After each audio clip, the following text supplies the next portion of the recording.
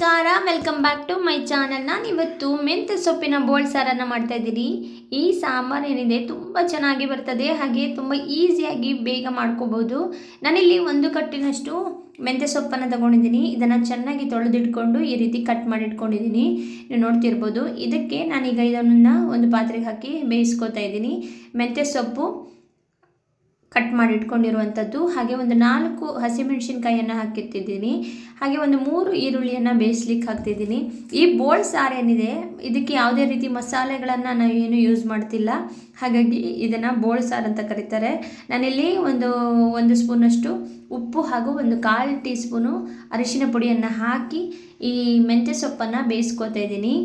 ತುಂಬ ರುಚಿಯಾಗಿ ಬರ್ತದೆ ಇದನ್ನು ನಾವು ತೊಗರಿಬೇಳೆಯಲ್ಲಿ ಮಾಡ್ಕೋತಾರೆ. ಹಾಗೆ ನಾನು ಇಲ್ಲಿ ಕೂಡ ಹೆಸರು ಬೇಳೆಯಲ್ಲಿ ಮಾಡ್ಕೊಂಡಿದ್ದೀನಿ, ಬಟ್ ತೊಗರಿಬೇಳೆಯಲ್ಲೂ ಕೂಡ ತುಂಬ ಚೆನ್ನಾಗಿ ಆಗ್ತದೆ.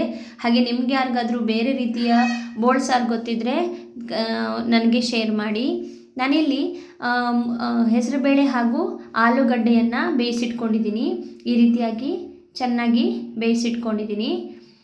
ಈಗ ಅಂದರೆ ಆಲೂಗಡ್ಡೆಯನ್ನು ಸ್ವಲ್ಪ ದೊಡ್ಡದಾಗಿ ನಾವು ಕಟ್ ಮಾಡಿ ಬೇಯಿಸ್ಕೋಬೇಕು, ಯಾಕಂದರೆ ಅದು ಫುಲ್ ಕರ್ಗಿ ಹೋಗುವಂಗಿರಬಾರ್ದು, ನಮಗೆ ಬಾಯಿಗೆ ಸಿಗೋ ರೀತಿ ಇರಬೇಕು. ನೀವು ನೋಡ್ತಿರ್ಬೋದು.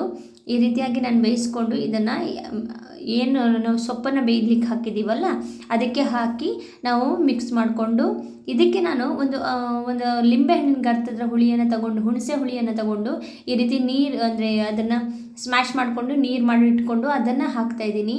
ಇದಕ್ಕೆ ನಾವು ಹುಳಿ ಆಗಿರೋದ್ರಿಂದ ಈ ರೀತಿಯಾಗಿ ಬೇಯಿಸ್ಕೊಂಡು ಅದಕ್ಕೆ ನಾನು ಇಲ್ಲಿ ಏನಿದೆ ಬೆಲ್ಲವನ್ನು ಕೂಡ 1 ಸ್ಪೂನ್ ಹಾಕಿದ್ದೀನಿ, ಯಾಕಂದರೆ ಹುಳಿ ಆಗಿರೋದ್ರಿಂದ ಹುಣಸೆ ಹುಳಿ ಹಾಗೆ ಬೆಲ್ಲವನ್ನು ಹಾಕಿದ್ರೇ ಅದು ಒಂಥರ ಟೇಸ್ಟ್ ಚೆನ್ನಾಗಿರುತ್ತೆ. ಹಾಗೆ ಇಲ್ಲಿ ನಾನು ಒಂದು ಸ್ವಲ್ಪ ಇಂಗಿನ ನೀರನ್ನು ಹಾಕ್ತಾಯಿದ್ದೀನಿ. ಇಲ್ಲಿ ಒಗ್ಗರಣೆಗೆ ನಾನು ತೆಂಗಿನೆಣ್ಣೆಯನ್ನು ಹಾಕಿ ಅದಕ್ಕೆ ನಾನು 1 ಸ್ಪೂನಿನಷ್ಟು ಸಾಸಿವೆಯನ್ನು ಹಾಕ್ತಾಯಿದ್ದೀನಿ. ಒಂದು ಅರ್ಧ ಸ್ಪೂನನ್ನು ಹಾಕ್ಬೋದು. ಹಾಕಿ ಇದು ಚಿಟಪಟ ಅನ್ನುವಾಗ ಸ್ವಲ್ಪ ಜೀರಿಗೆಯನ್ನು ಕೂಡ ನಾನಿಲ್ಲಿ ಹಾಕ್ತಾಯಿದ್ದೀನಿ.